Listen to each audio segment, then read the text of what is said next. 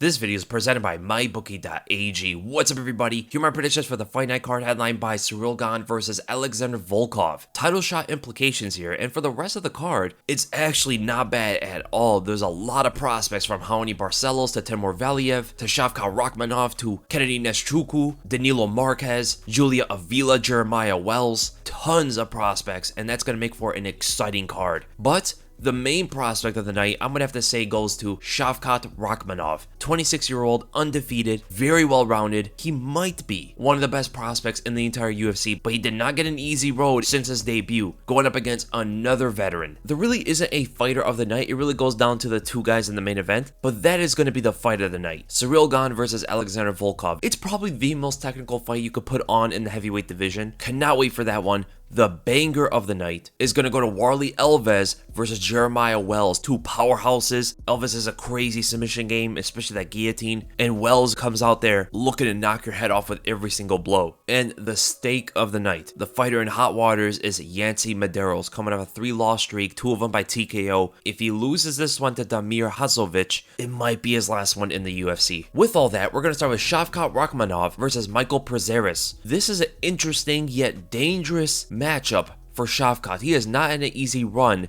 in the UFC so far. His first fight was against Alex Oliveira of all people. Now he's going up against another veteran, a capable veteran with an interesting dynamic to his game in Prazeres, who reminds me a bit of like Jessica Andrade, a short, stockier guy trying to get on the inside, not the fastest, but wings in his hooks to get on the inside and lands a lot of leg kicks in order to slow down your movement and many takedown attempts, especially off that lead leg and the double leg takedown. His takedowns aren't necessarily the greatest, and going up against Shavkat, who has insane takedown defense, has crazy good uppercuts, crazy good timing on his knees. His distance management off the jab is great as well. A deceptive, weird angle on his left hook when he moves backwards, and it's a fast trigger on his submission attempts. And what makes him so dangerous on the feet is he has that dead blow power. It's very similar to the power that Triple G in boxing is able to deliver. Doesn't look like he's hitting you that hard, but when the opponents feel it, it's like an earth-shattering kind of force. He's knocked down opponents with body jabs, what looks like very light left hooks moving backwards, just touching them with the right hook as they move into it. Combining with that distance management, it's going to be very hard for Prazeres to get in on him, but I wonder how Prazeres' leg kicks are going to change things up here. But ultimately, my prediction for this fight, I think Prazeres is just way too slow. I think his chin is easy to find when he comes in, and especially off the exit from exchanges.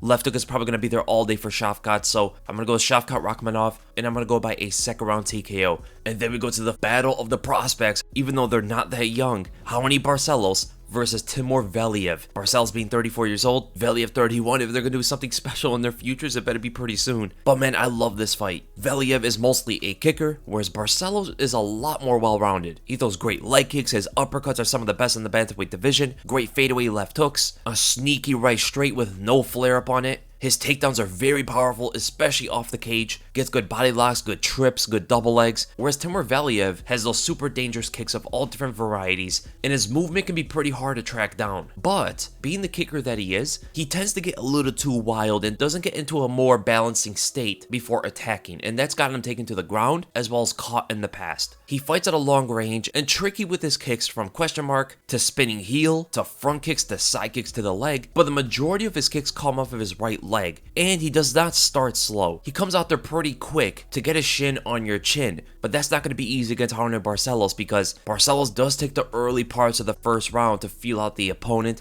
does not attack that much, does not give many openings, and that's going to be pretty bad for Timur Valiev. If Raoni Barcelos finds the takedown opening, finds the leg kicks on that long bladed stance, finds a blitz after blocking the kicks, Timur Valiev is going to have too many openings, I think, by the time the fight hits the second and third rounds. And honestly, Timur does not have the best reactions to a blitz, given that his hands necessarily aren't that good. His main defense to the opponent's punches is simply to just backpedal to the cage, and that is never good, especially against Raoni Barcelos, who's dangerously calculated. So ultimately, my prediction for this fight, I'm going to go with Raoni Barcelos. I think his defense is going to stop Timur's takedowns if it ever comes to that. Barcelos is going to find a lot of leg kicks, is going to slow down the movement and cause Valiev to wrestle more than he wants to. After getting shut down, there's going to be the blitz from Barcelos, catching Valiev in the second and third rounds, and ultimately Barcelos getting takedowns of his own, dominating on the ground with top pressure to a decision win. I think Barcelos might win every single round in this fight. And then we go to the main event. Ciryl Gane versus Alexander Volkov. Winner of this fight might just get a title shot.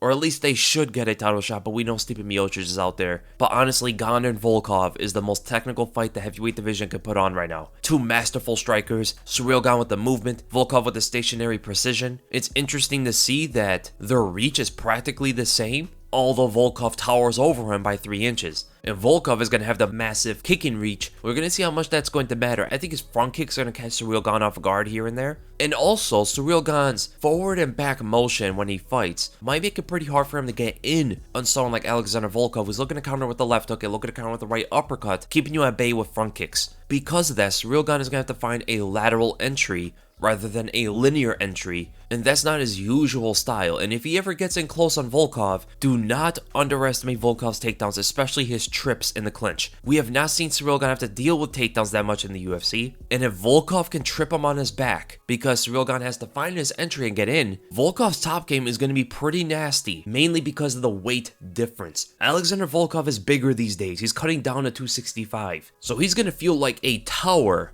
on top of Ciryl Gane, and might actually be the fight-ending sequence if Ciryl Gane's bottom game is not nearly as good as his top game or his striking. So there is that unknown in this fight right now. Ciryl Gane's takedown defense and his bottom game. But with his movement, I wonder when he's going to try to get inside of Alexander Volkov's range, because he doesn't necessarily have to be. If he just stays on outside punching range, that is where he's going to feel most comfortable, but he's definitely going to have to dodge and slip a lot of Volkov's punches as well. Volkov does not throw one power punch and that's it. He throws combinations, which is very different from a usual heavyweight. Where Ciryl Gane will throw 2 to 3 strike combinations, but he kind of exits off of that. If you're in front of Volkov, he will extend his combinations until you're dropped. And honestly, he might have the more power out of the two. Ciryl Gane's big, he looks powerful, but he hasn't generated that kind of power to drop the opponents the way Volkov has. And Volkov is not a powerhouse in this division either. So there is a possibility if they exchange on each other that Ciryl Gane will be outgunned. But I wonder how Volkov's chin is going to be able to withstand even Ciryl Gane's punches, because remember, this is the heavyweight division.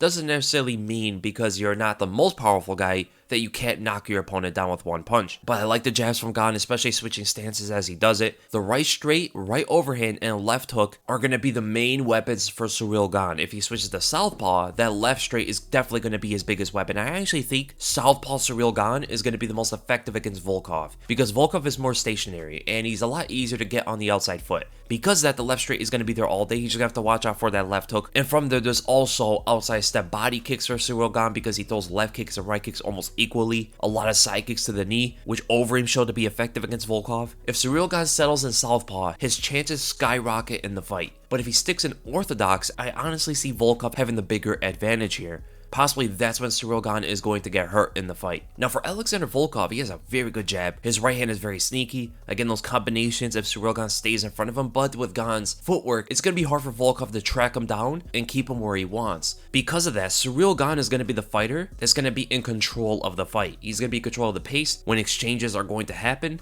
mostly because Volkov has to let Ciryl Gane fall into his shots rather than him chasing down Gane. If Alexander Volkov starts chasing Gane, Volkov is going to fall short and miss so many shots and fall into some of Gane's counter punches. But Gane has something about him that Alexander Volkov can absolutely take advantage of.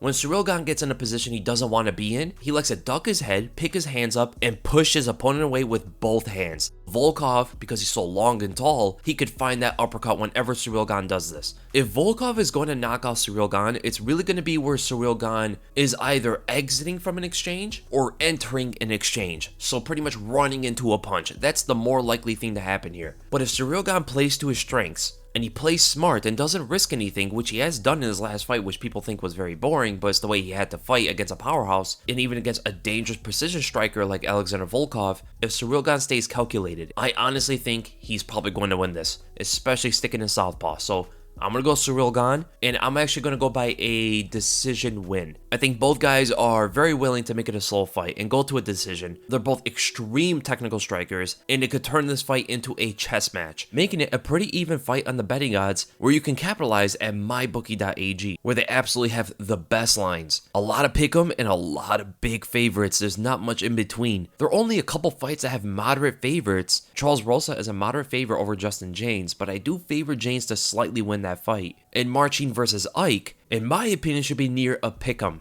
where both fighters are not the most capable, and because of that, they could absolutely exploit the weaknesses of each other. We already talked about Ciryl Gane versus Alexander Volkov. That fight is extremely close. It can absolutely go either way, and because of that, these odds can give you a huge opportunity even on a parlay when you line up fighters that you're confident in winning. Therefore, you can maximize your earnings. And of course, MyBookie has the deposit bonus, where they'll match up your first deposit halfway all the way up to $1,000. That means depositing $100, you get another $50 in free money to play with. You just gotta use the promo code WEASEL to activate this offer. That's promo code WEASLE to take advantage of MyBookie's sign-up offer. Visit mybookie.ag today, where you bet, you win, and when you win, you get paid. And like I just said, man, I think Gane and Volkov should be a little bit closer on the odds. Julia Avila versus Stoliarenko should be also a bit closer. Julia Avila is the biggest favorite on the entire card, and I don't think that's true. But other than that, with the other lopsided odds and the close odds, I do kind of agree with the rest of them. So I hope you guys enjoyed the predictions. If you did, make sure to thumbs up, if you're my subscribe, and I'll see you guys